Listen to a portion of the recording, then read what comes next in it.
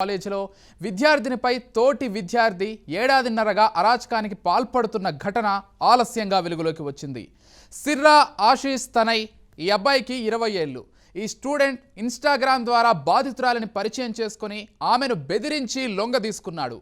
2024 అక్టోబర్లో కాలేజీ గదిలోనే ఆమెపై మొదటిసారి లైంగిక దాడికి పాల్పడగా డిపార్ట్మెంట్ హెడ్ దృష్టికి విద్యార్థిని తీసుకెళ్లినా కానీ యాజమాన్యం మాత్రం ఎలాంటి చర్యలు తీసుకోలేదు.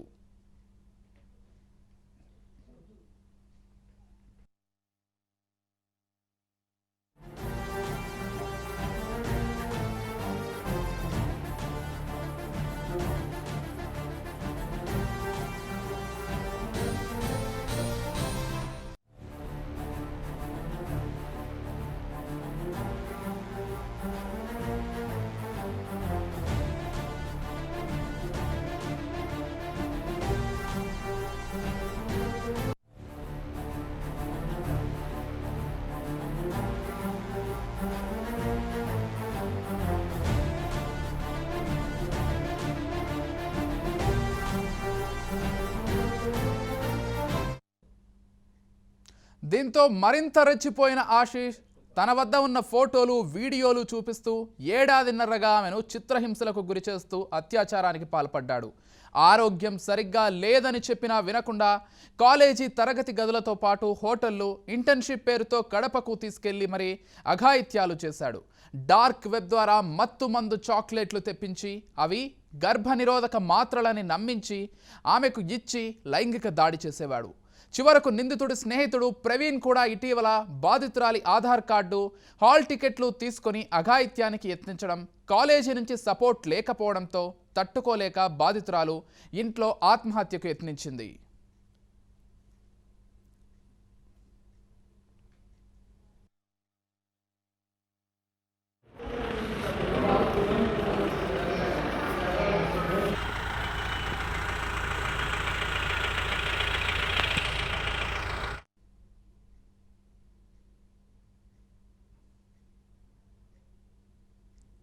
ఈ క్రమంలో విషయం తెలుసుకున్న కుటుంబ సభ్యులు పోలీసులను ఆశ్రయించడంతో విషయం బయటపడింది. దీంతో ఆశీష్ను పోలీసులు అరెస్ట్ చేశారు. అనంతరం అతన్ని విచారించగా నిందితుడు హ్యాష్ ఆయిల్ అన్యూ క్రియేషన్స్ అనే సంస్థ ద్వారా కొనుగోలు చేశాడు. డార్క్ వెబ్లో అనేక అసాంఘిక కార్యకలాపాలకు పాల్పడ్డట్టు పోలీసులు అనుమానిస్తున్నారు. డ్రగ్స్తో పాటు హ్యూమన్ ట్రాఫికింగ్ ముఠాతో సంబంధాలు కొనసాగిస్తున్నట్లు భావిస్తున్నారు.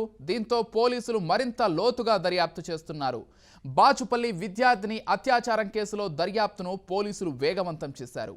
విద్యార్థినికి గాంధీ హాస్పిటల్లో పోలీసులు వైద్య పరీక్షలు నిర్వహించారు. ఈలోగా ఆశీష్తో పాటు ప్రవీణ్ను పోలీసులు అరెస్ట్ చేశారు.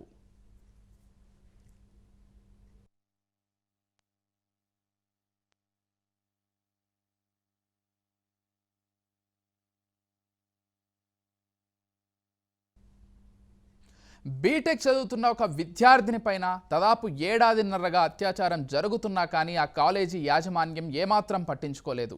ఈ విషయాన్ని బాధితురాలు కావచ్చు, సంబంధిత అక్కడ ఉన్నటువంటి సిబ్బంది కావచ్చు, యాజమాన్యం దృష్టికి తీసుకెళ్లినా కానీ పట్టించుకోకపోవడంతో చివరికి చేసేదేమీ లేక ఆ విద్యార్థిని ఆత్మహత్యకు ప్రయత్నించింది. అయితే ఈ విషయం మొత్తం కూడా తల్లిదండ్రులకు తెలియడంతో పోలీసులను ఆశ్రయించారు. అయితే విఎన్ఆర్ విజ్ఞాన్ జ్యోతి కాలేజీలో జరిగినటువంటి ఈ అఘాయిత్యానికి సంబంధించి అసలు ఏం జరిగింది, ఆ విద్యార్థిని పైన ఏ విధంగా ఈ మొత్తం కూడా చేశారు, ఈ మొత్తం అంశాలకు సంబంధించి మరింత సమాచారం అందించడానికి మా ప్రతినిధి దుర్గేష్ ఆ కాలేజ్ దగ్గర నుంచి లైవ్ ద్వారా సిద్ధంగా ఉన్నారు. చెప్పండి దుర్గేష్, అసలు ఎలా జరిగిందంటే ఏడాదిన్నర పాటు ఆ బాలిక ఎంత చిత్రవధకు గురైందో మనం అర్థం చేసుకోగలం. అసలు మొత్తంగా ఏం జరిగింది, ఆ విద్యార్థి తల్లిదండ్రులు ఏం చెప్తున్నారు, పోలీసులు ఏం చెప్తున్నారు, పూర్తి అప్డేట్స్ ఏంటి?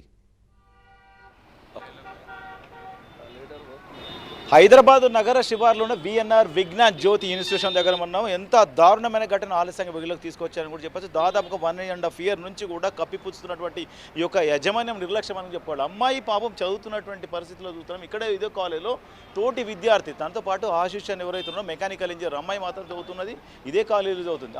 ఆ మెకానికల్ ఇంజనీర్ ఉన్నటువంటి ఆశీష్ చదువుకొని వెళ్ళిపోయిన తర్వాత వచ్చినటువంటి ప్రవీణ్ అని ఇద్దరు కూడా ఆమె 1.5 ఇయర్ నుంచి కూడా డైలీ అఘాయిత్యానికి పాల్పడుతున్నారు. ఎందుకంటే ఎందుకంటే అమ్మాయిని ట్రాప్ చేశారు, ఇన్స్టాగ్రామ్లో పరిచయం కావడం అనేది ఇదందరూ కూడా ఇదే కాలేజ్ చదువుతున్నారు. ఇదే కాలేజీలో చదువుతున్న తర్వాత ఆమెతో చనువుగా ఉండి ప్రేమించాలని చెప్పి పెళ్లి చేసుకోండి చెప్పి రకరకాల మాయమాటలు చెప్పి ఆమెను బలాత్కారం చేసి అత్యాచారం చేసిన తర్వాత ఆ వీడియోలు ఏదైతున్నాయో అత్యాచారం చేస్తున్నటువంటి నేపథ్యంలోనే వీడియోలన్నీ కూడా రికార్డ్ చేసుకుని ఆ వీడియోలన్నింటినీ కూడా సోషల్ మీడియాలో పెడతామని చెప్పి భయభ్రాంతులకు గురి చేస్తూ బెదిరింపులకు పాల్పడినటువంటి పరిస్థితి అని చెప్పి బాధ్యతలు చెప్తాను. దాదాపుగా 1.5 year నుంచి కూడా ఆ వీడియోలను కూడా చూపించుకుంటూ అగత్యానికి పాల్పడ్డని బాధ్యతలు క్లియర్గా చెప్పడం జరుగుతుంది. కానీ ఇక్కడ మేనేజ్మెంట్ దృష్టికి తీసుకువెళితే అక్కడ మేనేజ్మెంట్ ఎవరైతున్నారో mechanical department, engineering department HOD తీసుకుపోతే కేవలం మాట్లాడి పంపించినటువంటి పరిస్థితి కానీ ఇంతవరకు తన మీద యాక్షన్ తీసుకోలేని చెప్పి బాధితురాలు ఆరోపణ చేస్తారు. ఎందుకంటే ఇది కాలేజీ వారి యాజమాన్యము ఆదిలోనే తుంచి వేస్తుంటే ఇంత పరిస్థితి వచ్చేది కాదని చెప్తున్నారు. ఎందుకంటే సంవత్సరం క్రితం ఇక్కడ మేనేజ్మెంట్ చెప్పింది, మేనేజ్మెంట్ ఎంత నిర్లక్ష్యంగా వ్యవహరించారు అనేది కూడా ఇక్కడ స్పష్టంగా అర్థమవుతుంది. కేవలం వల్ల ఫీజుల మీద ఉన్నటువంటి ధ్యాస విద్యార్థుల పట్ల లేదు అనేది కూడా స్పష్టంగా అవుతుంది. పేరు మాత్రం చాలా పెద్ద పేరు అని చెప్పుకోవాలి, కానీ ఇక్కడ జరుగుతున్నదంతా ఒక అగత్యాలకు అడ్డగా మారిపోయింది. ఇప్పుడు గతంలో చూసిన డ్రగ్స్ ఇవ్వడం కానీ, గతంలో చూసుకున్నప్పుడు డ్రగ్స్ కేసులు జరిగినటువంటి పరిస్థితి కానివ్వండి, ఇప్పుడు అమ్మాయి కూడా డ్రగ్స్, చాక్లెట్లు అవన్నీ ఇచ్చి కూడా ఓఎంను తీసుకెళ్ళి ఇదే కాలేజీలో అగత్యానికి పాల్పడ్డా చెప్పింది అమ్మాయి. ఇదే కాలేజీ లోపల ఉన్నటువంటి బిల్డింగ్ ఏదైతుందో బీ బ్లాక్, సి బ్లాక్ ఎక్కడ బ్లాక్స్ ఉన్నాయో అక్కడ చదువుతున్నటువంటి మెకానికల్ రూమ్స్ ఏదో ఎక్కడ ఉన్నదో ఆ డిపార్ట్మెంట్, అదే డిపార్ట్మెంట్ అమ్మాయి పైన అత్యాచారానికి పాల్పడ్డాడు అని చెప్పేసి నిందితు కూడా ఒప్పుకోవడం జరిగింది, బాధితులు కూడా చెప్పడం జరిగింది. పోలీసులకు ఫిర్యాదు చేసిన నేపథ్యంలోనే ఇద్దరిని మాత్రం అదుపులోకి తీసుకొని విచారించి వాళ్ళు అరెస్ట్ చేస్తామని చెప్తారు. కానీ కాలేజీ మేనేజ్మెంట్ ఏదైతున్నదో వీళ్ళ బలాత్కారం చేసినప్పుడు కూడా చెప్పినప్పుడు కూడా పట్టించుకోలేరు అంటే ఎంత నిర్లక్ష్యంగా వ్యవహరించారు, వీళ్ళపైన ఎందుకు కేసు పెట్టలేదు అని బాధితుల కుటుంబ సభ్యులు కానీ మహిళా సంఘాలు కానీ డిమాండ్ చేస్తున్నప్పటికీ కూడా పోలీసులు మాత్రం వన్ సైడ్ వ్యవహరిస్తున్నారని చెప్పేసి బాధిత సంఘాలు కూడా చెప్తున్న పరిస్థితి అవుతుంది. ఎందుకంటే బాధితులకు చాలామంది కూడా వీళ్ళకు సపోర్ట్ చేస్తున్న పరిస్థితి. మరి పోలీసులు మేనేజ్మెంట్ పైన కేసు పెట్టలేదు, మేనేజ్మెంట్ మాత్రం కేసు పెట్టాలని చెప్తారు, కానీ పోలీసులు మాత్రం ఇంతవరకు మేనేజ్మెంట్ పైన ఎటువంటి యాక్షన్ తీసుకోలేదు. ఆ మేనేజ్మెంట్ నిర్లక్ష్యము ఎంత అనేది కూడా స్పష్టంగా అర్థమవుతుంది. కాలేజీలో విద్యార్థులు ఏం చేస్తున్నారు, ఎట్లా వాళ్ళు చదువుతున్నారా లేదా, వాళ్ళ యొక్క పరిస్థితులు ఏంటి, స్థితిగతులు ఏంటి, అసలు పిల్లలు ఏం చేస్తున్నారు, ఇన్స్టాగ్రామ్ కానీ ఫేస్బుక్లు కానీ పరిచయాల తర్వాత వాళ్ళు కాలేజీలో ఏకంగా సంసారాలు చేస్తున్నారంటే మేనేజ్మెంట్ ఏం చేస్తుంది, కళ్ళు మూసుకొని కూర్చుంటుందా అనేది కూడా ప్రశ్నిస్తున్నారు. ఎందుకంటే ఇక్కడ చాలామంది ఇక్కడ బాధితులకు సపోర్ట్గా వచ్చినటువంటి సామాజికవేత్తలు కూడా వచ్చినట్టు, సామాజిక వాళ్ళ గతంలో కూడా ఇదే కాలేజీలోనే స్టూడెంట్ కూడా బిల్డింగ్ మీద పడి చనిపోయినటువంటి పరిస్థితిలో కూడా వీళ్ళే పోరాడినటువంటి పరిస్థితి. ఇవన్నీ వీళ్ళపైన కేసులు పెట్టించి అక్రమ కేసులు పెట్టి పంపించినటువంటి పరిస్థితిని వీళ్ళు చెప్తున్నారు. అసలు ఇక్కడ జరిగినటువంటి నిన్న ఏదైతే ఆ బాధితులకు జరిగిందో ఆ ఘటన నుంచి కూడా వీళ్ళు కూడా పోరాటం చేస్తున్నారు. వీళ్ళని అడిగి తెలుసుకున్నారు. సార్ చెప్పండి, మీరు గతంలో కూడా వచ్చారు, ఈ అమ్మాయికి జరిగినటువంటి ఘటన పైన మీరేం చెప్పాలనుకుంటున్నారు? ఇది చాలా బాధాకరమైందన్న, ఒక సభ్య సమాజం సిగ్గుపడే సంఘటన. దీనిపైన ఇప్పటివరకు రాష్ట్ర ప్రభుత్వం కానీ మహిళా కమిషన్ కానీ ఇంతవరకు స్పందించకపోవడం చాలా బాధాకరం. తనకు ఏదైతే విద్యార్థి ఉందో 3వ సంవత్సరం ఎలక్ట్రానిక్స్ చదువుతున్న విద్యార్థి మహిళ, తనకు క్లాస్ రూమ్లోనే అఘాయిత్యం చేశారు, తన క్లాస్ రూమ్లోనే ఏదైతే అబ్యూజ్డ్ చేయడం కాకుండా సెక్సువల్గా హరాస్ చేసిండు ఒక విద్యార్థి అని ఇక స్వయంగా ప్రిన్సిపల్కును హెచ్ఓడికి ఫిర్యాదు చేసినా కూడా చర్యలు తీసుకోలేదంటే మరి యూజీసీ నామ్స్ కానీ ఏఐసిటి నామ్స్ కానీ ప్రతి కాలేజీలో ఇన్స్టిట్యూషన్లో కంపల్సరీగా సెక్సువల్ హరాస్మెంట్ సెల్ ఏర్పాటు చేయాల్సి ఉండే. ప్రభుత్వం కూడా చాలా చట్టాలు తీసుకొచ్చింది, కేంద్ర రాష్ట్ర ప్రభుత్వాలు. మహిళల పట్ల అసభ్యంగా ప్రవర్తిస్తే ఇమ్మీడియట్లీ కేసు నమోదు చేయడం కాకుండా వాళ్ళ విద్యా వ్యవస్థ నుండి కూడా రెస్ట్రిక్టెడ్ చేసే చట్టాలు తెచ్చిన మరి విఎన్ఆర్ కాలేజీలో ఒక ఎవరైతే బాధిత విద్యార్థినే తన మీద సెక్సువల్గా అఘాయిత్యం చేసిండు, క్లాస్ రూమ్లో చేసిండు, ల్యాబ్లో చేసిండు అని మీడియా ముందుకు వచ్చి వాళ్ళు ఏడ్చుకుంటూ చెప్పిన పరిస్థితిని చూస్తే ఇప్పటి వరకు ప్రభుత్వం కానీ విచారణకు ఎందుకు ఆశించలేదని అడుగుతున్నాం. మహిళా కమిషన్ కాలేజీల మీద పోయి ఫుడ్ బాగాలేదు, విద్యార్థులకు ఇబ్బంది కలుగుతుందని అంటున్నారు కదా. ఒక స్వయంగా ఒక విద్యార్థికే తనను లైంగికంగా వేధించడం కాకుండా లైంగికంగా ఒక బానిసలాగా చేసుకొని తనను అరాజ్ చేస్తూ తన పై చదువులకు గేట్ ఎగ్జామ్ కూడా రాయనీయకుండా ఇబ్బంది పెడుతున్న విద్యార్థి పైన ఈరోజు చర్యలు తీసుకోవడానికి ప్రభుత్వం ఎందుకు మీనమేషాలు చేస్తుంది? ఒక విద్యార్థి ఎవరైతే ఆశిష్ అనే విద్యార్థి ఉన్నాడో ఏదో ప్రేమ పేరుతో తనను వంచడమే కాకుండా తనను ఒక లైంగికంగా ఒక వ్యభిచారి కన్నా కూడా ఇంకా పదం పలకాలంటే చాలా బాధాకరం, అంతకంటే దారుణం కూడా తనను మానసికంగా వేదనకు గురి చేస్తూ చంపేస్తానని బెదిరిస్తూ హ్యూమన్ ట్రాఫికింగ్ చేస్తూ ఏదో బ్లాక్ ఏదో చాక్లెట్స్ అట్లాంటి ఏదైతే మత్తు పదార్థాలు డ్రగ్స్ లాగా చాక్లెట్ ఇచ్చారు, డ్రగ్స్ లాగా చాక్లెట్ ఇచ్చి ఇదే రూమ్లో ఇదే కాలేజీలో ఇప్పుడు ఆల్రెడీ చదువులమ్మ తల్లి అనేది కూడా కాలేజీ అంటే ప్రతి ఒక్కరికి కూడా జీవితాలను కూడా వెలుగులు నింపేటటువంటి కాలేజీ. అంటే ఇది కాలేజీని మనము ఒక దేవాలయంతో పోల్చుకుంటాం. ఇదే దేవాలయం లాంటి కాలేజీలో ఆ అమ్మాయి పట్ల అంత అగత్యంకు పాల్పడ్డారు. అంత ఇక్కడనే అదే రూమ్లోనే అమ్మ పైన అత్యాచారం చేశాడు.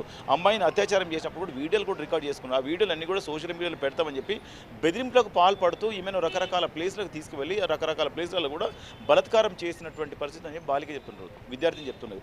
కానీ మీ ఇప్పుడు కాలేజీలో ఇంత జరిగిన ఎందుకు పట్టించుకోవట్లేదు అంటారు? ఒకటే అన్న, ఈ విఎన్ఆర్ కాలేజీలో ఎవరు చనిపోయినా కూడా కాలేజీ తొక్కివేస్తుంది. వీళ్ళకున్న అధికారం రెండు రాష్ట్ర ప్రభుత్వాలను, తెలుగు రాష్ట్రాలను వీళ్ళు ప్రభావితం చేసే వ్యక్తులు ఇందులో ఉన్నారు. మేజర్గా సురేష్ బాబు గారు కానీ, కామినేని శ్రీనివాస్ కానీ, ఇంకొక చాలా పెద్ద పెద్ద వాళ్ళు దీన్ని అనుకున్నారు. కాబట్టి మేనేజ్మెంట్లో ఈరోజు ఏ కేసు వచ్చినా చివరికి విద్యార్థులు టూర్ విషయంలో బయటికి వెళ్ళి ఏదైతే నార్త్ ఇండియాలో తర్వాత చెరువులో ఏదైతే వాగులో పడి చనిపోయినా కూడా చివరి సుప్రీంకోర్టు, హైకోర్టు జోక్యం చేసుకొని కంపన్సేషన్ ఇవ్వాలన్న కూడా ఈ రోజుకి ఇవ్వలేని దౌర్భాగ్య పరిస్థితి. అదేవిధంగా 13 అంతస్తుల పైన ఒక విద్యార్థి దునికి చనిపోతే మేనేజ్మెంట్కు సంబంధం లేదు. మేనేజ్మెంట్ మీద ఎస్టీ కమిషన్ కేసు నమోదు చేయాలన్నా కూడా చేయలేదు. ఇలాంటి అదే కాకుండా ఈరోజు ఒక విద్యార్థిని నాకు అన్యాయం జరిగింది, నన్ను సెక్సువల్గా హరాస్ చేసిండు, నన్ను కాలేజీలోనే నన్ను బాగా సెక్సువల్గా ఇబ్బందికరమైన పరిస్థితులకు గురి చేసిండు, నా పైన లైంగిక దాడులు చేసిండు, క్లాస్ రూమ్లో చేసిండు, ల్యాబ్లో చేసిండు, పలుమార్లు చేసిండు, నన్ను ఇబ్బందులకు గురి చేసిండు. నేను మేనేజ్మెంట్కి చెప్పినా కూడా చర్యలు తీసుకోలేదు. కనీసం నన్ను డిపోజిషన్ విలువలేదు. మా అమ్మ నాన్నతో కనీసం డిస్కస్ చేయలేదు. విద్యార్థిని ఎందుకు రెస్ట్రిక్ట్ చేయాలి? సెక్సువల్ హరాస్మెంట్ యాక్ట్ ఏం చెప్తుంది?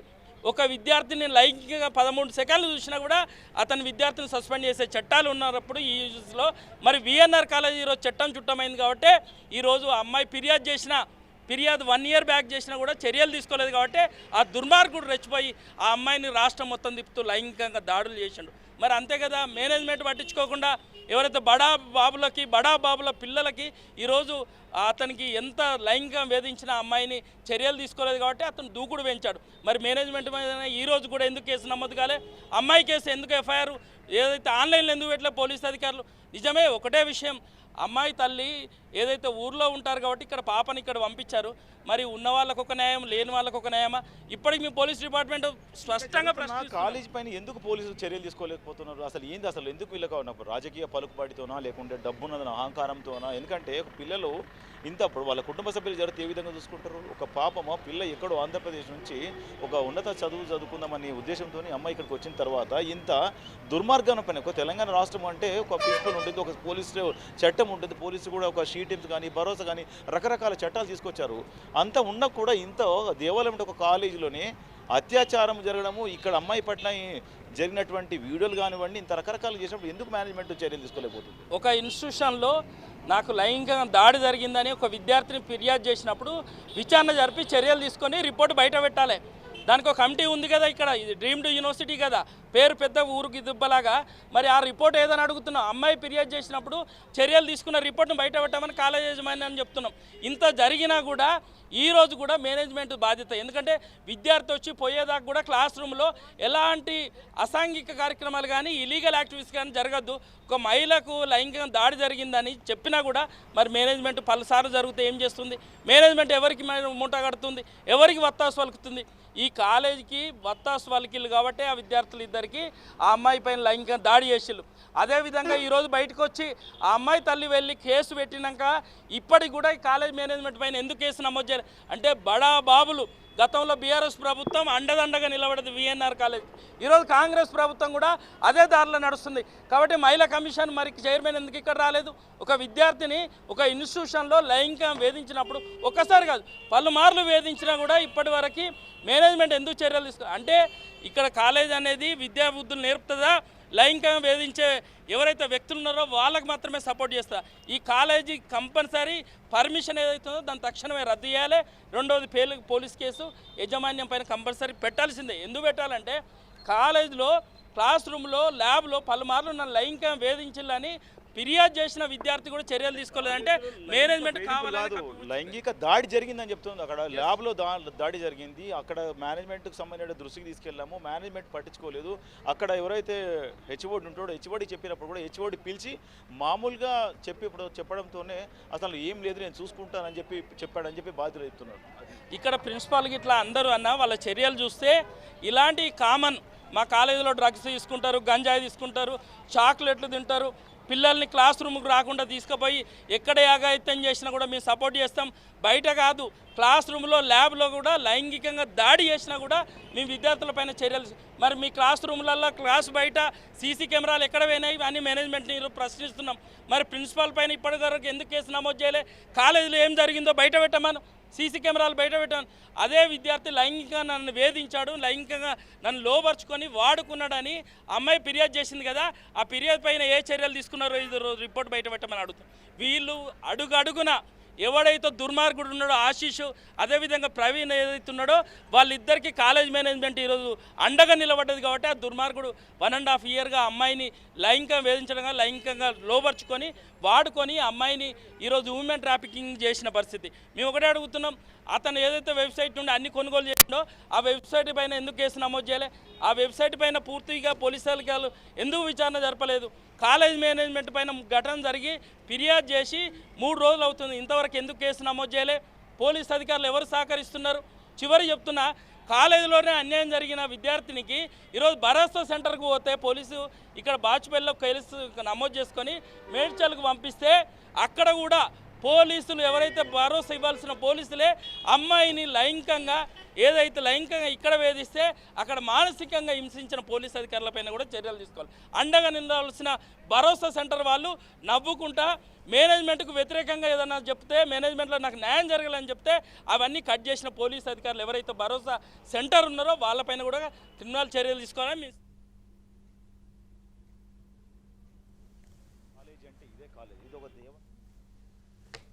విద్యాబుద్ధులు నేర్పేటటువంటి కాలేజీలోనే ఇటువంటి అఘాయిత్యాలకు పాల్పడుతున్నట్టే ఎవరు చెప్పుకోవాలి, ఏం చేయాలి? ఇదే కాలేజ్ రూమ్లోనే అతను అమ్మాయి పట్ల లైంగిక దాడి చేశాడు, బెదిరింపులకు పాల్పడ్డాడు, కుటుంబ సభ్యులు అంతం చేస్తున్నాడు, రకరకాల వేధింపులకు గురి చేసినప్పటికీ కూడా తను ఇక్కడే చదువుతాడు. మరో పక్కన ఇక్కడ ఈవెంట్లన్నీ కూడా వీడియో రికార్డింగ్ చేసి వీళ్ళ కాలేజీ వాళ్ళకి ఇస్తాడు. కనుక అందరికీ తెలిసిన విషయమే. కనుక విద్యార్థి చేస్తున్నటువంటి అఘాయిత్యాలు అందరికీ తెలిసినా కానీ ప్రిన్సిపల్ తెలిసినా పట్టించుకొని లేరు అనేది స్పష్టంగా అర్థమవుతుంది. కనుక ఇప్పటికైనా ఆ 2 నిందితులను అరెస్ట్ చేశారు. కాలేజ్ మేనేజ్మెంట్ పైన చర్యలు తీసుకొని ప్రధానమైన డిమాండ్ అయితే బాధితుల కుటుంబ సభ్యులు, ఇక్కడ బాధితుల సంఘాలు కూడా డిమాండ్ చేస్తున్న పరిస్థితి అయితే ఉన్నది. Right, thank you Durgesh.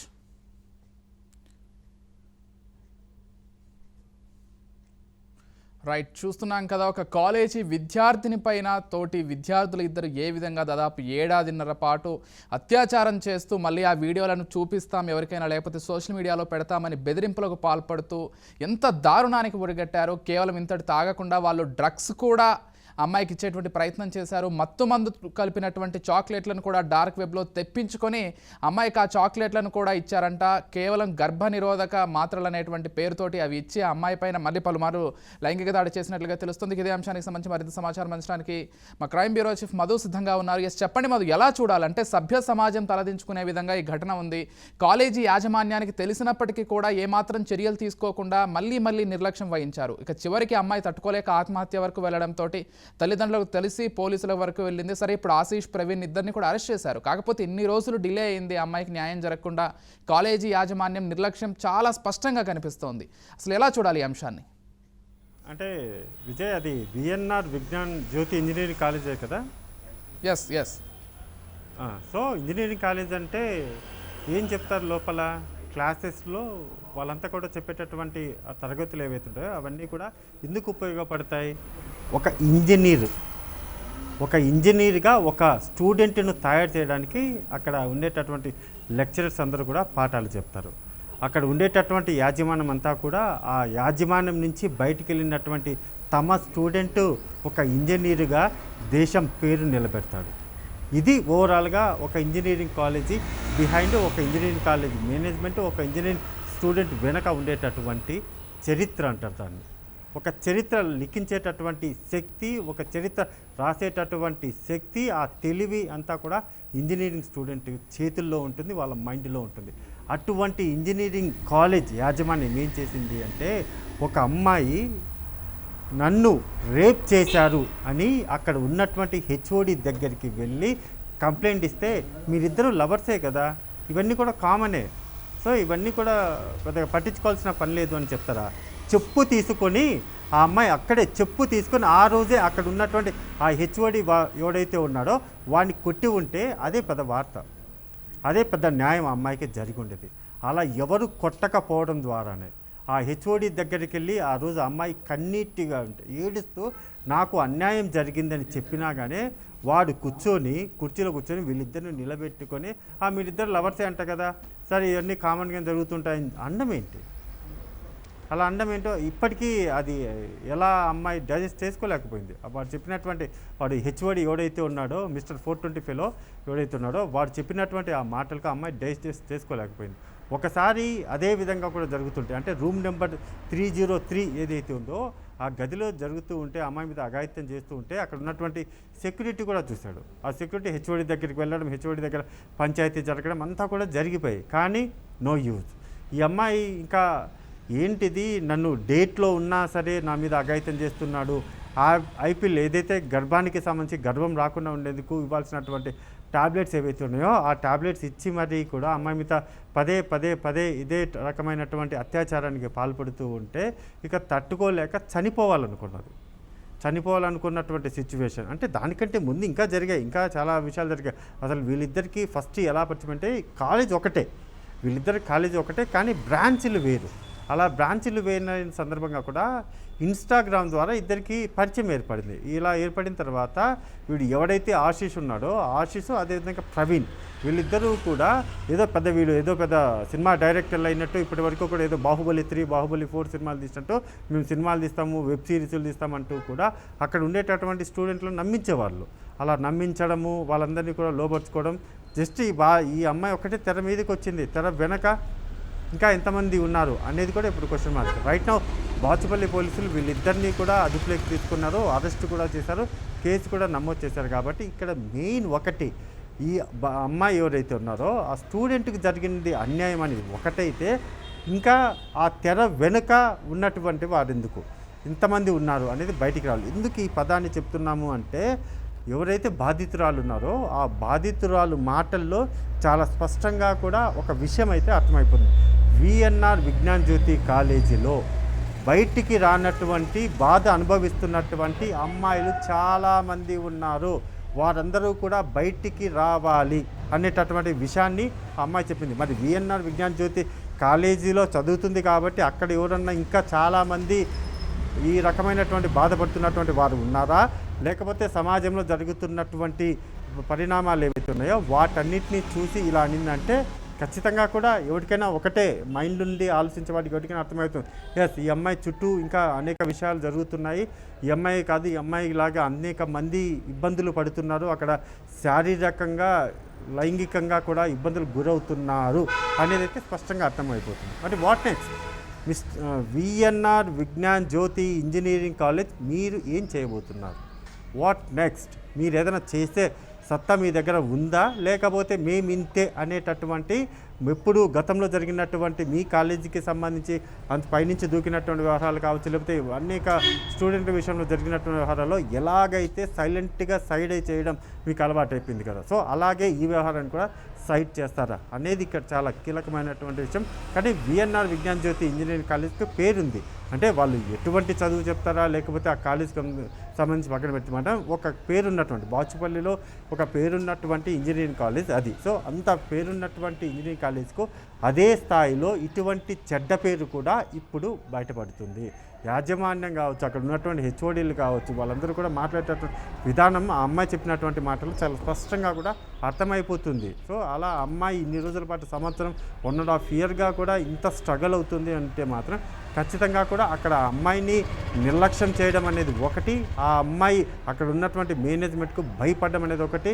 Number 3 మెయిన్గా ఎక్కడ బయటకు వస్తే తమ పరువు పోతుంది అనేటటువంటి ఆ అమ్మాయి భయం ఏదైతే ఉందో అవన్నీ కూడా ఇన్ని రోజుల పాటు అమ్మాయిని ఒక గోడలాగా ఆపుతూ వచ్చాయి. కానీ ఆ అమ్మాయి వెళ్ళి చెప్పిన తర్వాత మాత్రం స్పందించలేదు. చూసారా, స్పందించినప్పుడు ఖచ్చితంగా ఆ అమ్మాయి 2 చెప్పులు తీసుకొని, ఒక చెప్పు కూడా 2 చెప్పులు తీసుకొని ఫట్టా అక్కడే అమ్మాయిని కొట్టి ఎవడైతే హెచ్ఓడి ఉన్నాడో వాడిని అక్కడే చెంపబట్టి 2 చెంపలు కొట్టి ఉంటే మాత్రం ఖచ్చితంగా కూడా ఈ సిచ్యువేషన్ వేరే అమ్మాయిలు కూడా అదే ధైర్యంతో ఈ అమ్మాయిని ఇన్స్పిరేట్ చేసుకొని వచ్చేవాళ్ళు, చాలామంది కూడా బయటకు వచ్చేవాళ్ళు. కానీ ఆ అమ్మాయి ఇప్పుడు ఉన్నటువంటి ఒకటి చేస్తుంది, కాలేజీ యాజమాన్యం ఎవరైతే తనను మోసం చేసినటువంటి తనను బెదిరించినటువంటి ఆశీష్ ఎవరైతే ఉన్నాడో వాడు అత్యాచారం చేసినటువంటి ఆశీష్కు శిక్ష పడాలి.